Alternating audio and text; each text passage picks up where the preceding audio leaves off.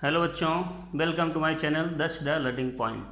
आज हम लोग इस वीडियो में ट्रैग्नोमेट्रिक रेशियोज़ का लेक्चर नंबर 3 पढ़ने जा रहे हैं, जिसमें हम लोग ये समझेंगे कि किसी पर्टिकुलर एंगल के लिए ट्रैग्नोमेट्रिक रेशियोज़ कैसे फाइंड आउट करते हैं। जैसे अभी तक आप लोगों ने tan theta is equals to perpendicular upon base and sin theta is equals to perpendicular upon hypotenuse, cos theta is equals to perpendicular upon base upon hypotenuse. तो आपने ये सारी चीज़ें समझी थी। आज हम लोग ये समझेंगे कि वो एंगल कितना होता है। सपोज दैट हम साइन ज़ीरो की बात कर रहे हैं, कॉस ज़ीरो की बात कर रहे हैं, 45 degree, 30 degree, 60 degree and 90 degree. तो ऐसे किसी पर्टिकुलर एंगल पे इसका रेशियोज़ क्या होता है, उनकी वैल्यूज़ क्या होती हैं, उसके बारे में हम लोग समझेंगे। तो सबसे पहले हम लोग वन बाई वन देखते हैं। 45 डिग्री के लिए sine cos tan cot sec के रेशियोज़ क्या होते हैं, फिर आगे 30 डिग्री के लिए, 60 डिग्री के लिए, ऐसे वन बाई वन हम समझते हैं। तो आइए देखते हैं T ratios for some particular angles. सबसे पहले इसमें क्या करेंगे, एक ट्रायंगल लेते हैं।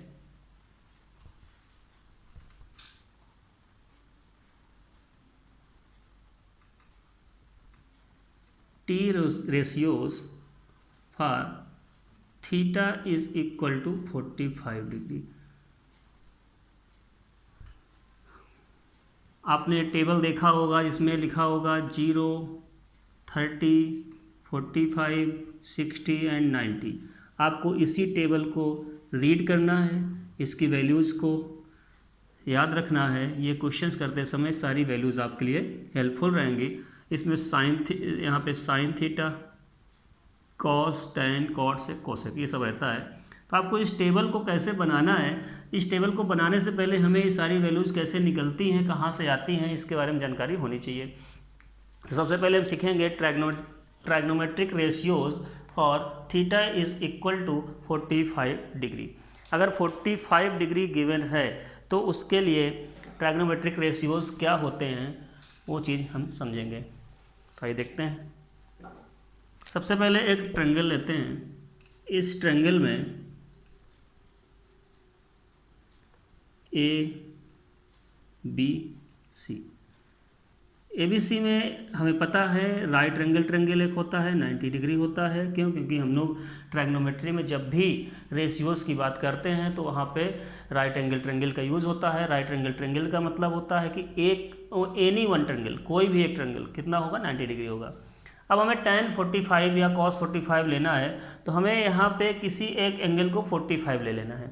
45 लेंगे तो आप बताइए, अगर इसको हम 45 यहाँ पे मेंशन करते हैं तो 90 डिग्री ये है, ये 45 है, तो ये भी 45 ही होगा, ये मालूम है। अब आपको एक चीज़ यहाँ पे दिख रही होगी कि किसी भी ट्रायंगल के अगर दो एंगल इक्वल हैं तो उनके जस्ट सामने की साइड भी इक्वल होती है। मतलब equal side, if equal side then angle is also equal. Equal angle have equal side, मतलब यहाँ पे एक तरह से आइसोसेलेस ट्रायंगल बन जाता है। आइसोसेलेस ट्रायंगल यहाँ पे हम लिख सकते हैं A B angle A is equal to angle C is equal to 45 degree. Hence side A B is equal to B C, ये हो सकती है। लेट हम यहाँ एज्यूम कर लेंगे, let A B is equal to B C is equal to A. ठीक है, हमने ए बी बी सी को ए एज्यूम कर लिया। चलिए हम यहाँ ए एज्यूम कर लेते हैं। तो फिर से वही चीज़ हमने लास्ट वीडियोज़ भी वही बताया था कि जब भी हम किसी भी ट्रायंगल की बात करते हैं और रेशियोज़ की बात करते हैं तो हमेशा हमें कितने साइड्स की जरूरत पड़ती है, 3 साइड्स की। क्यों? क्योंकि कभी परपेंडिकुलर होता है, कभी हाइपोटेनियस आता है, कभी बेस आता है। तो तीनों साइड्स हमें बिल्कुल मालूम होनी चाहिए, वहाँ पे पता होना चाहिए। तो यहाँ पे क्या करेंगे, ए बी मालूम है, बी सी भी मालूम है, बट ए सी नहीं पता है। तो ए सी निकालने के लिए हमें क्या करना पड़ेगा, थर्ड साइड का फार्मूला प्लेस करना पड़ेगा। यहाँ पे A C square is equal to A B square plus, ये होल का स्क्वायर होता है, ध्यान दीजिएगा, सी का स्क्वायर केवल नहीं रहता, plus B C square. A C square हमें निकालना है। A C square is equal to A B is A square and B C is b a square, both sides are equal, then ac square is equal to 2a square plus a square, that is 2 square, then ac is equal to under root of 2a, here a root 2, ac कितना होगा, a root 2 होगा। ठीक है, ac की value हमने find out कर लिया है। सिमिलरली अब हमें क्या करना है, हमें पता है टी रेशियोज क्या होते हैं। लास्ट वीडियोज़ में हमने बताया था टी रेशियोज के बारे में। टी रेशियोज के लिए हमें ये मालूम होना चाहिए P B P upon H H B, मतलब ये टी रेशियोज का हमने शॉर्ट फॉर्म आपको बताया था। This is sine theta, sine theta क्या होता है, perpendicular upon hypotenuse, cos theta base upon hypotenuse, and tan theta perpendicular upon base. इसका जस्ट रिवर्स होता है, रेसिप्रोकल होता है, cot theta perpendicular upon base upon perpendicular, and here sec theta hypotenuse upon base and cosec theta hypotenuse upon perpendicular. तो ये एक short form होता है, इसको याद रखिए, इससे आपको आसानी से रिजल्ट आउटपुट मिल सकते हैं। यहाँ पे देखिए हमें साइन 45 बताना है, बताइए sine 45 degree is equal to, diagram से देखिए, अगर आप डायग्राम से देखें साइन 45 डिग्री हम ए एंगल को एज्यूम कर रहे हैं, इसको भी लेंगे तब भी उतना ही आंसर आएगा, इसको लेंगे तब भी उतना ही आंसर आना है। Sine 45 degree means this is B C upon A C, B C upon A C, here B C is A and A C is A root 2, A से ए कैंसिल आउट होगा, value आएगी 1/√2। मतलब हमने sign 45 की value find out कर लिया है। Sine 45 की वैल्यू 1/√2 यहाँ पे होगी। Similarly cos 45 degree is equal to A B upon A C, A B is A and A C is A root 2, A to A cancel, a/1/√2। तो cos 45 की value भी कितनी होगी, 1/√2 ही होगी। ओके, नाते हैं tan 45। tan 45 आप जानते हैं क्या होता है, परपेंडिकुलर अपॉन बेस, मीन्स अगर डायग्राम से देखें, डायग्राम से B C upon A B, B C is A B is also A, that is 1/a that is 1। tan 45 की वैल्यू 1 होती है। ठीक है, यहाँ पे इसके बाद हम आते हैं tan 45 हो गया, अब आपका आएगा tan के बाद cot 45। cot 45 is equal to just इसका reciprocal A B upon B C, that is a/a which is 1। cot के बाद sec 45 हमें पता है hypotenuse upon base, means hypotenuse A C upon base is A B, means यहाँ पे a√2 upon a cancel out होगा, value is √2। Cosec 45 is A C upon B C, means a√2 upon a that is √2। तो आपको यहाँ से किसकी value find out हो गई, किसी पर्टिकुलर एंगल पर हमें sine cos tan cot sec cosec मतलब टी रेशियोज की वैल्यू फाइंड आउट हो चुकी है। तो ये हमारा क्वेश्चन था कि find out the value of T ratios at a theta is equal to 45 degree. ठीक है, 45 डिग्री पे हमने क्या निकाला है, टी रेशियोज की वैल्यू निकाला है, और जो यहाँ पे उन वैल्यू को रिप्रेजेंट कर रहा है साइन 45। इसको आपको याद रखना है, एग्ज़ाम में आपको ये वैल्यू बिल्कुल माइंड पे सेट होनी चाहिए। ये वैल्यू आपको वहाँ पे कोई चार्ट नहीं मिलेगा कि आप उससे कॉपी कर सके, जैसे आपके बुक में दिया हुआ है। अभी आप क्वेश्चन बुक के करते हैं तो आप उसको पलट के पेज देख लेते हैं पीछे कि क्या इसकी वैल्यू है, बट ये हैबिट आप कम ही करें, ज़्यादा अच्छा है, क्योंकि आपको इसको लर्न करना पड़ेगा, ये वैल्यू माइंड पे सेट रखनी पड़ेगी। इसी वैल्यू के अकॉर्डिंग आपको क्या करना है, क्वेश्चन करने होंगे। एग्जाम में जब भी क्वेश्चन में कहीं पे cos 45 multiplied by tan 45 and plus sin 45 plus sin 60 ऐसे आ गया, अभी हम 60 के बारे में बताएंगे। तो आपको वहाँ पे कोई चार्ट नहीं मिलना है, ना ही कोई टेबल मिलना है कि आप उससे देख सको। ये वैल्यू आपको याद रखनी है। और कैसे याद रखनी है, बाय द वे आप भूल भी जाते हैं तो आप डायग्राम के हेल्प से निकाल सकते हैं। आप एज्यूम कर लीजिए कि 45 डिग्री अगर है तो ये 45 होगा, ये 90 डिग्री होगा तो ये भी 45 ही होगा।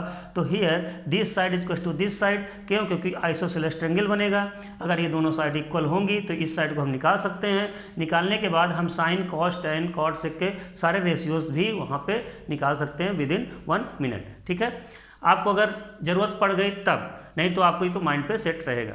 ठीक है, तो इसको नोट कर लीजिए। फिर हम लोग नेक्स्ट एंगल लेते हैं यहाँ पे 30 डिग्री एंड 60 डिग्री। ठीक है, इसको नोट करिए।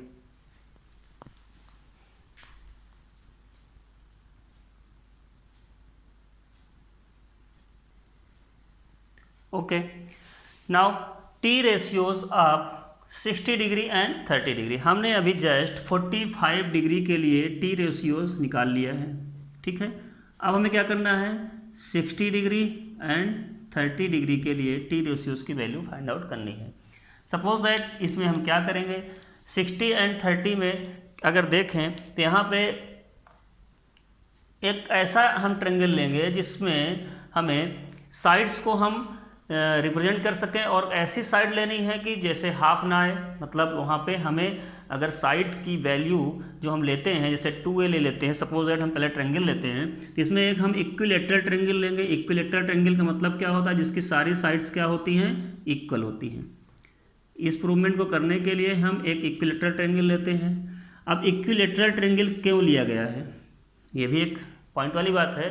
तो यहाँ पे इक्विलेटरल ट्रायंगल इसलिए लिया गया है क्योंकि 60 डिग्री बोला गया है, और 60 डिग्री एंगल हमें कहाँ से फाइंड आउट हो सकता है, इक्विलेटरल ट्रायंगल से ही फाइंड आउट हो सकता है। क्यों? क्योंकि इक्विलेटरल ट्रायंगल के सारे एंगल कितने होते हैं, 60 डिग्री होते हैं। All angle a 60 degree. क्यों? क्योंकि सारी sides are equal, each sides equal. सारी साइड्स को हमने क्या किया है, 2a एज्यूम कर लिया है। 2a एंगल का हमने नाम दे दिया ए बी एंड सी। ठीक है, अब अगर हमने क्या किया है, एक इक्विलेटरल ट्रायंगल लिया है।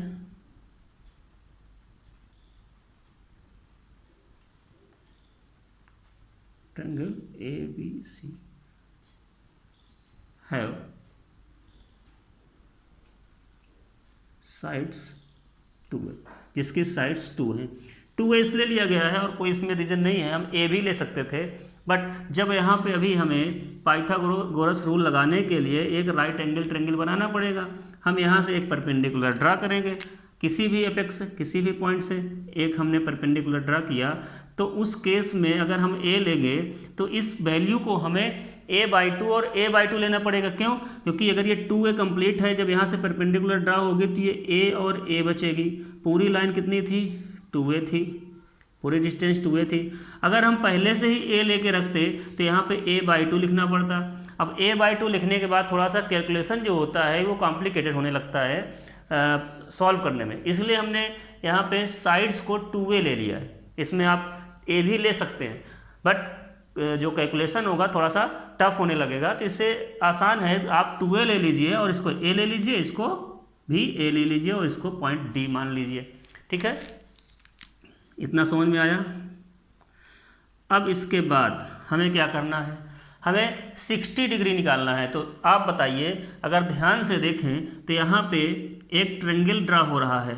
राइट एंगल ट्रायंगल तो नहीं है, तो राइट एंगल ट्रायंगल ही है। क्यों? क्योंकि यहाँ पे राइट एंगल ट्रायंगल बन रहा है, तो ये राइट एंगल ट्रायंगल एक हमें ड्रा कर दिया। अब A B and D, this is A, this is 2a। आप ये बताइए कि हमें टी रेशियो निकालना है। हमने लेक्चर नंबर 1 से ये कह रहे हैं बार बार कि जब भी टी रेशियो पूछता है तो हमें तीनों साइड्स पता होनी चाहिए। ठीक है, तीनों साइड्स क्या यहाँ पता है?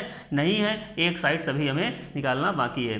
तो जब भी टी रेशियो का फंडा आए तो वहाँ पे आपको क्या करना है, तीनों साइड्स को निकालना है। तीनों साइड्स निकालने के लिए क्या करेंगे, ए डी की वैल्यू निकालेंगे, पाइथागोरस रूल लगाएंगे। According to Pythagoras rule here A B square is equal to B D square plus D A square. A B square means 2a square is equal to A square plus D A square. 2a square means 4a square, 2 2 ज़ा 4 और a square and a square plus D A whole square. यहाँ पे इसको left side लाएंगे, ये 3a square बचेगा equal to D A square. इसका हम अंडर रूट करेंगे तो यहाँ पे a का root of 3a square means D ए।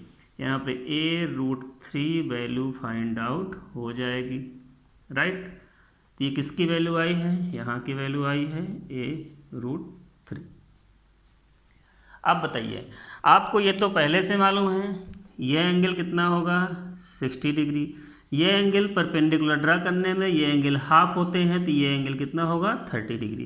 तो ये आपको बिल्कुल पता है कि यहाँ पे इस 60 का जस्ट हाफ ये 30 होगा और ये 60 होगा। आपको दोनों एंगल पे वैल्यूज़ यहाँ पे फाइंड आउट हो सकती हैं। कैसे? जब साइन 60 हमने बताया था कि साइन 60 का यूज करेंगे तो 60 यहाँ पे है तो इसके लिए परपेंडिकुलर ये होगा और बेस ये होगा, हाइपोटेनियस ये होगा।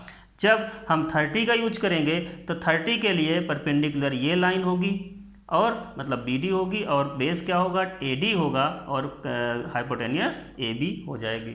ठीक है, सबसे पहले हम टी रेशियोज किसके निकालेंगे 60 के निकालेंगे, देन 30 के निकालेंगे। ठीक है, तो आपको 45 पहले भी हो चुका है, 60 एंड 30 यहाँ करेंगे। तो देखते हैं यहाँ पे साइन 60, बताइए sine 60 degree is equal to this is angle, हमारा एंगल इस समय ये है। तो ये अगर 60 है तो उस केस के लिए परपेंडिकुलर ये होगा और बेस ये होगा, हाइपोटेनस ये होगा। तो हम साफ साफ लिखेंगे परपेंडिकुलर मतलब AD अपान AB या BA, कुछ भी लिख सकते हैं।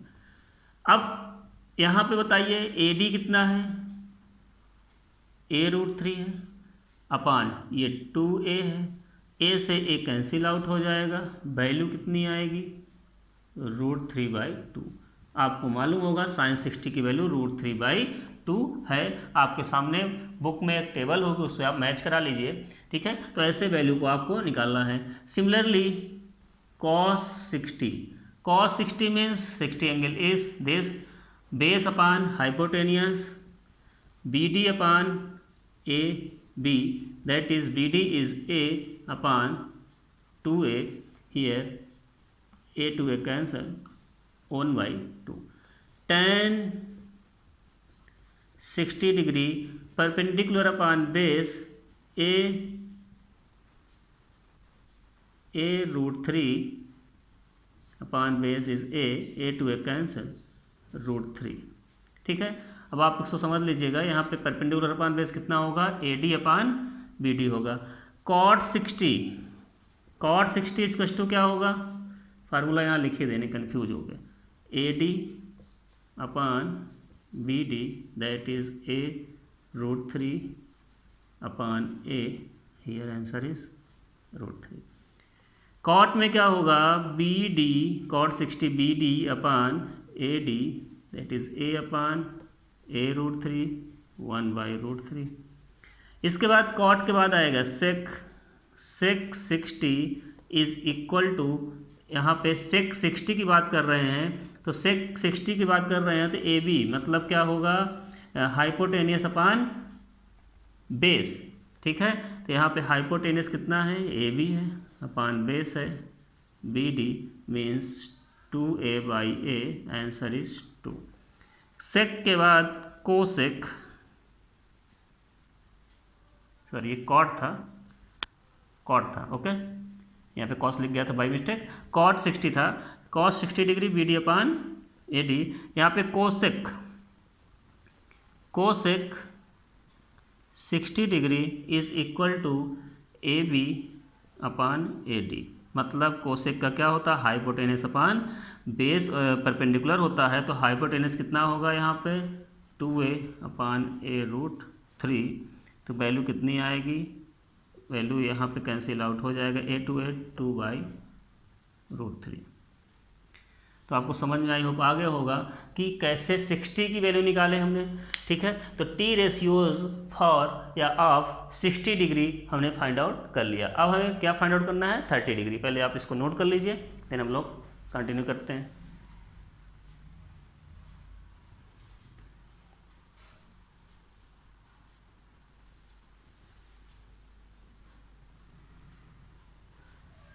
ओके,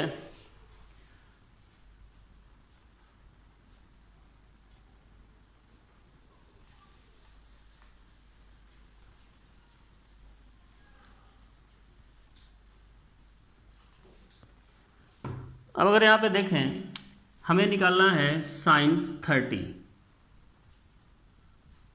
अब आप कह रहे हो कि यहाँ 30 तो है नहीं, तो यहाँ नहीं, तो यहाँ तो 30 हमारे पास है, तो आप इस 30 का यूज कर सकते हैं। इस 30 को अगर हम देखें तो ये 30 जब हम अडॉप्ट करेंगे तो उसके लिए परपेंडिकुलर ये होगा और ये बेस होगा और ये हाइपोटेनियस होगा। अब बताइए sin 30 is equal to perpendicular upon hypotenuse, मतलब B D upon A B, B D upon A B. B D is A and A B is 2a, A to A cancel 1/2। Sine 30 की value कितनी आ गई, 1/2। Cos 60 की sign 60 की value √3/2। Okay, अब आप देखते हैं यहाँ पे क्या है, साइन 30 यहाँ पे है तो हम कॉस की वैल्यू भी निकाल सकते हैं। Cos 30 is equal to A D upon A B, base upon hypotenuse, यहाँ पे A D upon A B. This is a√3 upon 2a, A to A cancel, that is √3/2। Sine cos के बाद आप tan 30 पे आएंगे। tan 30 निकालने के लिए आपको पता है परपेंडिकुलर अपान बेस होता है, यहाँ पे B D upon A D, perpendicular is A upon A D is a√3, that is 1/√3। cot 30 यहाँ पे A D upon B D, that is a√3 upon A means √3। I hope ये आपको समझ में आ रहा होगा। cot 30 मतलब दिस, ये एंगल है, इस एंगल के लिए ये ए डी जो होगा बेस अपान परपेंडिकुलर। cot 30 के बाद हमें आना है यहाँ पे sec 30। sec 30 के लिए आप देखिए cos sec, कॉस का अपोजिट सेक होता है। कॉस क्या होता है, बेस अपान हाइपोटेनियस, तो हाइपोटेनियस अपान बेस होगा यहाँ पे, मतलब A B upon A D, 2a upon a√3 cancel out, that is 2/√3। Sec 30 की वैल्यू निकालना है तो हाइपोटेनियस अपान परपेंडिकुलर होता है, यहाँ पे A B upon B D means 2a upon a, that is 2। तो ये सारी वैल्यूज़ आपको फाइंड आउट हो चुकी हैं। तो हमने यहाँ पे 45 डिग्री के लिए, 60 डिग्री के लिए एंड 30 डिग्री के लिए साइन टी रेशियोज़ का फंक्शन कंप्लीट कर लिया है। टी रेशियोज़ क्या होते हैं, उनको हम कैसे फाइंड आउट करते हैं किसी पर्टिकुलर एंगल के लिए, हमने ये समझ लिया है। आइए इसको नोट करिए, आगे देखते हैं।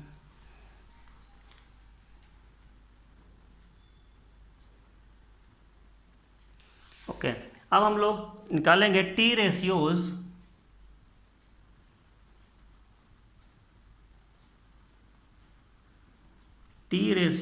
Of 0 degree and 90 degree. अब देखिए इसमें सीधा सीधा क्या है कि एग्जामिन है, मतलब क्या है कि डायरेक्ट आपको वैल्यू पता होनी चाहिए। यहाँ पे sine 0 degree is equal to कितना होता है, 0 ही होता है, and cos 0 degree is equal to 1 होता है। इसके बाद और भी जो वैल्यूज़ हैं, साइन 90 इज इक्वल टू 1 होता है and cos 90 is equal to 0 होता है। ठीक है, अब ये कैसे आता है, इसका डेरिवेशन तो खैर कुछ नहीं है, बट थोड़ा सा समझ लेते हैं। जैसे अभी तक हम एंगल हमारे पास ये होते थे, ऐसा कुछ राइट एंगल ट्रायंगल होते हैं। ओके, हम इसको कुछ एंगल एज्यूम कर लिए, थीटा इज कुछ समथिंग है। ओके, अब ये वैल्यू ए बी सी, तो यहाँ पे थीटा मान लीजिए 60 है, सपोज दैट 60 था, हमने 60 का भी डेरिवेशन किया। ये थीटा कम होते होते कहाँ आ गया, सपोज दैट पहले यहाँ आया और कम हुआ, ये आ गया और कम हुआ और लेस हुआ, ये लीजिए, ये बिल्कुल लेस होने के बाद इसी पे ऊपर आके सबमर्ज हो जाएगा बी पॉइंट पर। मतलब सी पॉइंट मूव करते करते ऊपर से कहाँ तक मूव कर गया, सी पॉइंट मूव करते करते कहाँ तक आ गया, बी पॉइंट तक फाइंड आउट हो गया। ठीक है, मतलब सी पॉइंट को हमने कहाँ मूव करा दिया, क्योंकि एंगल यहाँ पे कितना था 60 था, 60 को मूव करते करते हमने कितना कर दिया 0, मतलब यहाँ कितना एंगल बचा 0। तो अब बताइए अगर हम साइन 0 की वैल्यू निकालेंगे तो हमें क्या चाहिए, परपेंडिकुलर अपान हाइपोटेनियस चाहिए, ये लिख दीजिए, सॉरी हाइपोटेनियस चाहिए। ओके, अब बताइए आपके पास जो परपेंडिकुलर है वो तो नियर अबाउट 0 ही बचा, क्यों, क्योंकि वो तो यहाँ था, अगर ये होता पूरा तो परपेंडिकुलर होता हमारे पास, ये तो नियर अबाउट 0 ही हो चुका है क्योंकि इसी के ऊपर सबमर्ज हो चुका है, तो कोई हाइट ही नहीं बची। अगर 0 है तो बताइए हाइपोटेनियस है, हाइपोटेनियस वो ए बी के ही इक्वल होगी, तो हाइपोटेनियस ए बी के ही इक्वल है, क्यों, क्योंकि यहाँ पे ये साइड सी पॉइंट यहीं पे सबमर्ज हो गया है, तो उसको हम ए सी या ए बी कुछ भी कह सकते हैं। तो किसी भी नंबर से 0 में जब डिवाइड करते हैं तो वैल्यू कितनी आती है 0, तो यहाँ से हम साइन 0 की वैल्यू को 0 रिप्रेजेंट कर सकते हैं। आई होप ये आपको समझ में आ गया होगा। अकॉर्डिंग टू फार्मूला ये वैल्यू साइन 0 होगी, राइट। सिमिलरली अगर हम cos 0 की बात करते हैं, cos 0 को समझ लेते हैं। अगर यहाँ पे cos 0 की बात करते हैं, cos 0 डिग्री क्या होता है, बेस, बेस मतलब यहाँ पे ए बी अपान ए सी होता है, राइट। ए बी वैल्यू तो ये है और ए सी भी उसी के ऊपर है, जस्ट सबमर्ज हो चुकी है, मतलब ये डायग्राम कुछ एक लाइन के फॉर्म में दिख रहा है हमको, ट्रायंगल यहाँ दिख ही नहीं रहा है, तो ए बी तो जैसे है वैसे ही है, अपान जो ए सी है वो भी ए बी के ही ऊपर सबमर्ज हो गया, आ चुका है। देखिए ए सी ए बी के ऊपर ही आ चुका है, तो ये ए सी और ए बी आपस में इक्वल हो जाएंगे। क्यों हमने लिखा, क्योंकि ए सी इक्वल टू ए बी यहाँ पे है, तो दैट इज़ 1। तो cos 0 की वैल्यू 1 होगी और sin 0 की वैल्यू 0 होगी, तो ये आपको समझ में आ गया होगा। अब 90 की बात आती है, तो 90 में भी समझ लीजिए, अगर 90 की बात आती है तो इस एंगल को हमने ऐसा कुछ कर दिया, ये ऐसा कुछ करने के बाद आपको दिख रहा होगा कि आप इसको इससे मिलाते हैं, ठीक है, ज्वाइन करते हैं। तो बताइए जब हम साइन 90 की बात करेंगे तो 90 में क्या होगा, perpendicular upon hypotenuse, perpendicular upon hypotenuse होता है, तो परपेंडिकुलर अपान हाइपोटेनियस लगभग क्या होगा, ये लगभग दोनों इक्वल होंगे। देखिए ये वैल्यू और ये वैल्यू, ठीक है, लगभग दोनों इक्वल हैं, दिख रहा है आपको, क्यों, क्योंकि हाइपोटेनियस तो ये होता था, अब इस केस में हाइपोटेनियस ये हो गया है, परपेंडिकुलर ये हो गया है। तो यहाँ पे अगर हम साइन 90 की बात करते हैं, साइन 90 की बात करते हैं, तो साइन 90 में क्या हो रहा है, यहाँ पे बी सी, सपोज इसको डी मान लेते हैं, तो B C upon A D, यही तो हुआ, क्यों, क्योंकि सी को हमने यहाँ तक मूव कर लिया है और ए डी और बी सी आपस में दोनों इक्वल हैं, तो यहाँ से हम बी सी अपान बी सी कह सकते, दैट इज़ 1। साइन 90 की वैल्यू 1 आती है। तो ये छोटा सा एजम्पशंस है और कुछ नहीं है इसमें, इसका डेरिवेशन आपके एग्जाम में पूछा नहीं जाएगा, बस बाकी औरों को मैंने डेरिवेशन कराया है इसलिए इसका भी बताए दे रहे हैं यहाँ पे, ठीक है, और इसका कोई यूज़ नहीं है, बस आपको वैल्यू याद रखनी है, बस ये इंपॉर्टेंट है, जो हमने ये लिखा है इसको इंपॉर्टेंट है, ये याद रखना है आपको। cos 90 क्या होता है, बेस अपान हाइपोटेनियस, बेस क्या होता है ए बी अपान हाइपोटेनियस क्या होता है, यहाँ पे हाइपोटेनियस ये है ए सी। अब बताइए 90 डिग्री अगर हो जाएगा तो ये वैल्यू, ये बेस जो था उससे 90 डिग्री ये आ चुका है, तो इस केस में ये बताइए कि ए बी की वैल्यू क्या नियर अबाउट 0 हो चुकी है। ध्यान दीजिए ए बी, ये पॉइंट जब यहाँ से आके यहाँ आ जाएगा, ये पॉइंट जब यहाँ से यहाँ मूव कर जाएगा तभी तो हम इस पॉइंट पे 90 डिग्री बना सकते हैं। तो मतलब A B is approximate 0 and A C is कुछ भी वैल्यू हो सकती है, यहाँ पे ए डी है, दैट इज़ 0। तो cos 90 की वैल्यू 0 है, sin 90 की वैल्यू 1 है। तो ये सारे एजम्पशंस हैं, इसको आपको याद रखने हैं, ठीक है। बाकी आपके जो डेरिवेट करके हमने बताएं 45 डिग्री, 30 डिग्री, 60 डिग्री, वो इम्पोर्टेंट है, उसको आपको एग्जाम में पूछा भी जा सकता है कि find out the T ratios of 45 degree with tan, cot, tec, sec, cosec, जो भी है, ठीक है, इसमें ऐसे क्वेश्चन पूछे जा सकते हैं। अब आइए इसका एक टेबल फॉर्म में हम लोग बनाते हैं, जिसको टेबल को हमें याद रखना है, तो इसको इरेज कर दें।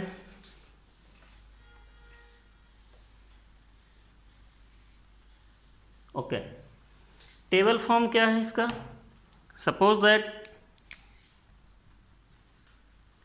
हमने यहाँ पे एंगल दे दिया, पहले इधर तो वैल्यू लिख देते हैं,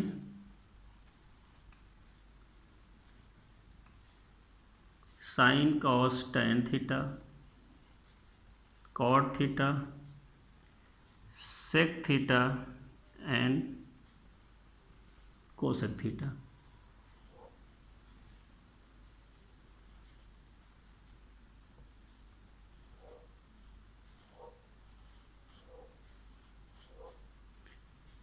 zero degree, 30 degree, 45 degree, 60 degree and 90 degree.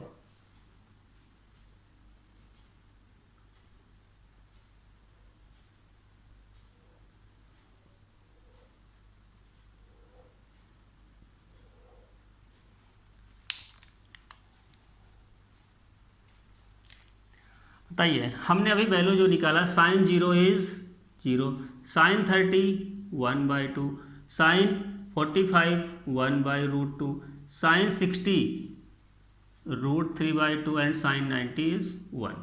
ठीक है, साइन 90 इज 1। ओके, यहाँ पे कॉस की वैल्यू जब निकालना होगा तो आपको कुछ नहीं करना है, इसी वैल्यू को रिवर्स कर कर इस ऑर्डर में लिख देना है। मतलब यहाँ पे 90 है, ये वैल्यू 1, दिस इज √3/2, 1/√2, 1/2 एंड 0। तो आपको समझ में आ गया होगा कि साइन की वैल्यू जैसे गिवन रहती है, उसकी वैल्यू को हम जस्ट रिवर्स कर देते हैं, रिवर्स ऑर्डर में कर देते हैं। रिवर्स का मतलब रेसिप्रोकल नहीं करना है आपको, रिवर्स मतलब यहाँ पे जो साइन 90 की वैल्यू साइन 0 से स्टार्ट कर देना है और रिवर्स कर देना है, उल्टा लिख देना है। ठीक है, यहाँ पे अब tan की बात आती है, जब tan 0 की बात आती है तो tan 0 में हम देखते हैं tan 0 की वैल्यू जो होती है यहाँ पे कितनी आएगी, 0/1। अब हमें पता है, हमने पढ़ाया था कि tan क्या होता है, tan थीटा होता है, sine theta upon cos theta. तो साइन 0 की वैल्यू 0 है, और तो 0/1, 0/1 क्या होगा, 0 होगा। किसी भी नंबर में किसी भी नंबर से अगर 0 में हम डिवाइड करते हैं, या उल्टा बोलें तो इसका 0 में किसी भी नंबर से डिवाइड करने पे वो नंबर हमेशा 0 आती है। तो 0 में किसी नंबर से डिवाइड करने पे वो नंबर 0 ही आएगा। ओके, यहाँ पे 1/2 अपान √3/2, 1/2 अपान √3/2 वैल्यू लिखेंगे तो क्या होगा, 1/2 अपान √3/2, 2 से 2 कैंसिल हो जाएगा, 1/√3, 1/√2, 1/√2, 1, √3/2 एंड 1/2 दैट इज √3। अब बताइए, यहाँ पे 1/0 आया हुआ है, तो 1/0 का मतलब क्या होता है, 0 से किसी नंबर पे डिवाइड करने पे वैल्यू हमेशा नॉट डिफाइंड होती है। मतलब यहाँ पे वैल्यू कैसी होगी, नॉट डिफाइंड। हम डिफाइन ही नहीं कर सकते हैं कौन सी वैल्यू आएगी, क्यों, क्योंकि 0 से 1 पे डिवाइड करने पे किसी भी नंबर, एनी नंबर हो, 1 नहीं, एनी नंबर हो, एनी नंबर में अगर आप 0 से डिवाइड करते हैं तो वो वैल्यू नॉट डिफाइंड होती है। ठीक है, उस वैल्यू को हम डिफाइंड नहीं कर सकते। राइट, अब बस इसका अपोजिट आपने पढ़ रखा है कि रेसिप्रोकल में भी एक फंडा हमने बताया था, जो यहाँ पे अप्लाई करेंगे। कोसेक थीटा होता है 1/sin थीटा, सेक थीटा होता है 1/cos theta and cot theta होता है 1/tan थीटा। राइट, इसका यूज करेंगे। Cot theta is 1/tan theta, 1/tan मतलब 0/this, नॉट डिफाइंड। यहाँ पे कॉट थीटा क्या होगा, 1/0, 1/0 मतलब हम क्या लिखेंगे यहाँ पे, 1 वैल्यू, कॉट की वैल्यू क्या लिखेंगे, 1/cot theta, sorry sine theta. तो यहाँ क्या बोल रहे हैं, tan theta, sorry tan theta, cot theta equal to 1/tan theta, और tan थीटा की वैल्यू क्या है 0, तो 1/0 is not defined, 1/√3, 1/1/√3 that is √3, 1/1 1, 1/√3 and not defined. Not defined कब थी, जब ये 1/0 था, तो इसको क्या लिख सकते हैं 0/1 मतलब 0। देख लीजिए कॉट की वैल्यू यहाँ पे फाइंड आउट हो चुकी है। नॉट डिफाइंड, नॉट डिफाइंड के बाद यहाँ पे √2 1, 1/√2, 1/√3 and 0। Sec theta, sec theta कैसे होगा, 1/cos होता है। सेक थीटा क्या होता है 1/cos थीटा, 1/cos थीटा का मतलब यहाँ पे 1/1 दैट इज 1, यहाँ पे 2/√3, यहाँ पे √2, ये 2 and this is 1/0 not defined. देख लीजिए करेक्ट है। इसके बाद कोसेक, कोसेक में आएंगे 1/0, ये क्या होता है 1/sin होता है कोसेक, तो यहाँ पे 1/sin मतलब 1/0 तो नॉट डिफाइंड। 2 यहाँ पे √2, 2/√3 और ये 1 है 1/1 दैट इज 1। चेक कर लीजिए सारा टेबल कंप्लीट है, एक बार देख लीजिए।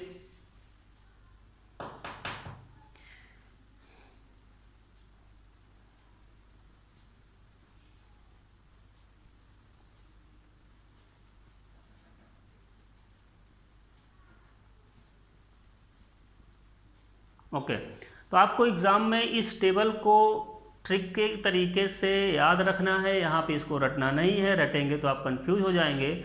बस आपको ओनली एंड ओनली इसको याद रखना है। देख लीजिए हमने केवल इसका यूज किया है, बस आपको फर्स्ट टेबल को बिल्कुल लर्न करके रखना है।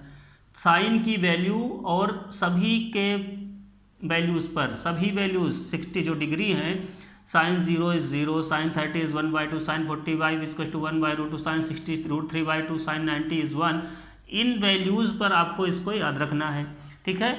और सबसे अच्छा इंपॉर्टेंट ट्रिक यही है कि आप केवल और केवल sin 30 की वैल्यू याद कर लीजिए।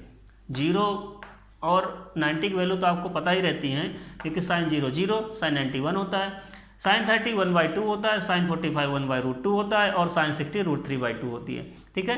तो आप केवल एक वैल्यू को अच्छे से दिमाग में सेट कर लीजिए, sin 30 की वैल्यू 1/2 हाफ होती है, ठीक है। तो sin 30 की वैल्यू अगर हाफ होती है तो sin 60 की वैल्यू √3/2 होती होगी, ठीक है। क्योंकि आप इसमें भी कंफ्यूज हो जाएंगे, कभी कभी क्या होता है sin 30 की जगह पे आप लोग √3/2 पुट कर देते हैं, क्यों, क्योंकि यहाँ पे 30 cos 30 की वैल्यू ये आती है, ठीक है।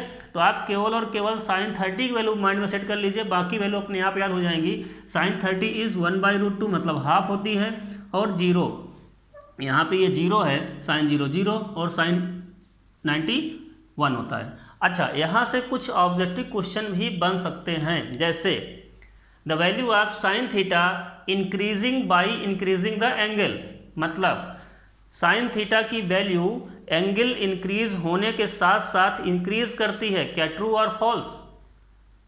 तो देखिए इसमें sin 0, sin 30, sin 45, sin 60, sin 90 मतलब एंगल इधर इंक्रीज हो रहा है, एंगल इधर इंक्रीज हो रहा है, तो इधर क्या वैल्यू 0 से 1 जा रही है, तो वैल्यू 0 से 1 अगर हो रही है, इसका मतलब क्या है, वैल्यू बढ़ रही है, इंक्रीज हो रही है, तो इसमें आप कह सकते हैं दिस इज ट्रू। अगर हम बोलें कि the value of sin theta increasing by increasing the angle, ठीक है, तो ये ट्रू है। The value of cos theta increasing by increasing the angle that is false. यहाँ पे वैल्यू 1 से 0 और 1 घट रही है, डिक्रीज हो रही है, इसका मतलब ये ट्रू नहीं है, तो cos थीटा के लिए ये फॉल्स होगा, इसके लिए फॉल्स हो जाएगा।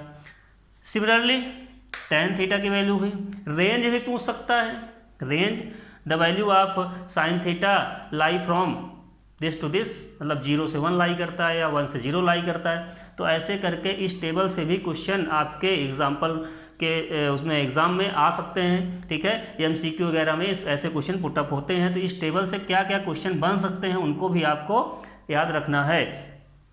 ये भी पूछ सकता है the value of cosec theta at theta equal to 0 is not defined, ऐसे बोल दिया। अब आप उसके लिए टेबल 1 घंटे याद करेंगे, इसको बनाएंगे, तो ऐसे नहीं काम चलेगा। आपको सिंपल तरीके से साइन कॉसेक 0 की बात किया है तो आपको साइन 0 की वैल्यू पता है। साइन 0 क्या होती है? 0 होती है। साइन 0 की वैल्यू अगर 0 होती है तो कोसेक 0 क्या हो जाएगा? 1/0, दैट इज नॉट डिफाइंड। तो ट्रिकी तरीके से आप इसको याद रखें। ऐसे आप रटेंगे टेबल को तो नहीं कर पाएंगे। जैसे हमने बोल दिया the value of sec 90 is not defined, true और फॉल्स। तो आपको सेक में हो सकता है आप याद करें कि ट्रू और फॉल्स, तो आपको वहाँ पे क्या करना, अगर इसी के नीचे ऑप्शन में दे दिया the value of sec 90 is equal to 0, 1, √3/2, 1/2 या नॉट डिफाइंड, तो आपको क्या करना है? नॉट डिफाइंड पे चूज करना था, बट आप कंफ्यूज हैं तो उसके लिए 1/cos को यूज करिए। cos 0 क्या होता है? cos 90 क्या होता है? 0 होता है। अब cos 90 कैसे याद रखना है? साइन 0 की वैल्यू जो होती है वो cos 90 की वैल्यू के इक्वल होती है। तो हम एक चीज़ यहाँ पे ये भी कह सकते हैं कि sine 90 is equal to cos 0 या sine 0 is equal to cos 90, ये भी एक रिलेशन है। ऐसा हो सकता है, ठीक है। तो साइन 90 की जो वैल्यू होगी वही वैल्यू cos 0 की होगी, साइन 0 की जो वैल्यू होगी cos 90 की वैल्यू। तो ऐसे ऑब्जेक्टिव में क्वेश्चंस दे सकते हैं, इनको आपको बिल्कुल अच्छे तरीके से याद रखना है, ठीक है। इसको आप नोट कर लीजिए।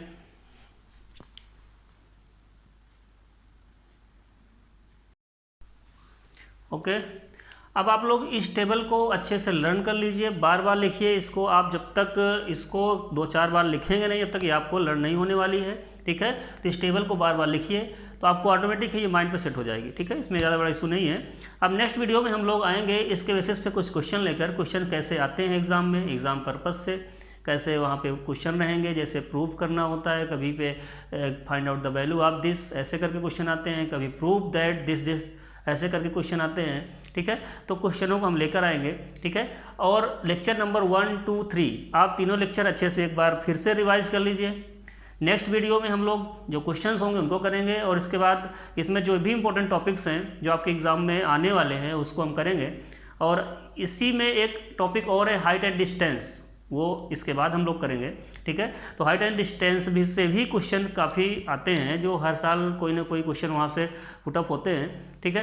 तो आप लोग इनको रिवाइज करिए, अच्छे से पढ़िए, ठीक है। और हम लोग नेक्स्ट वीडियो मिलते हैं। Okay, thank you.